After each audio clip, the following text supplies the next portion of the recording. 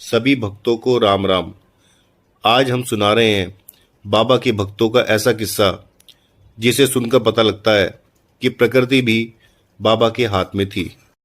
कैंची मंदिर के आश्रम के बाहर 25 मीटर की दूरी पर एक शिला है जिस पर बाबा अधिकतर बैठा करते थे और भक्तों को अपना आशीर्वाद देते थे और भक्तों से घिरे रहते थे। उसी शिला पर एक वृक्ष भी था जो यहाँ के निवासी 29 वर्ष का कहते थे। पहाड़ के अन्य वृक्षों की तुलना में इस वृक्ष की आयु कम होती है। यह अपनी आयु पूरी कर चुका था, इस कारण सूख गया था, कुछ झुक भी गया था और कभी भी आंधी से गिरने की आशंका थी।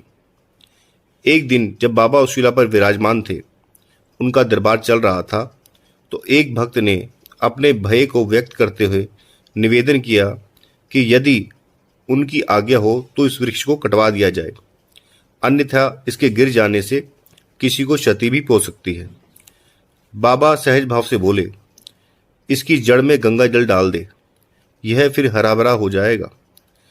उस समय उनके दरबार में पूजनीय माँ और पूर्णानंद तिवारी उपस्थित थे।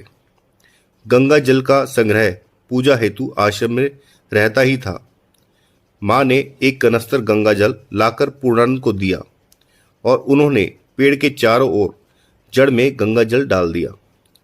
इस घटना के कुछ दिनों बाद यह पेड़ हरा भरा हो गया और कुछ हद तक सीधा भी हो गया। अपना आश्चर्यपूर्ण इतिहास सुनाने के लिए यह वृक्ष आज इतने वर्षों बाद भी वहीं पर खड़ा हुआ है। इसी संदर्भ में आपको एक और भक्त का किस्सा सुनाते हैं।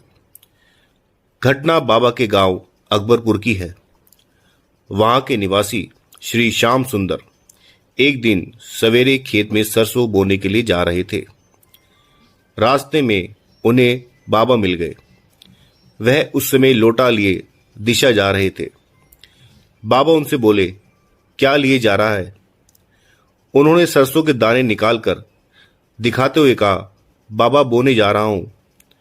बाबा ने उन दानों को तुरंत अपने मुंह में डाल लिया और एक आध मिनट बाद बाहर निकाल लिया तो उसमें से अंकुर निकल गए। वे बोले, देखो उग आए हैं, बीज अच्छा है, फसल अच्छी होगी। आप कहते हैं कि उस वर्ष की सरसों की फसल ना कभी पहले हुई ना बाद में। बाबा के ऐसे ही रोचक किस्से सुनने के लिए आप हमारे चैनल को लाइक करें, शेयर करें, सब्सक्राइब करें, व्हाट्सएप ग्रुप में डालें ताकि लोगों को बाबा के बारे में पता लग सके। राम राम, सीता राम।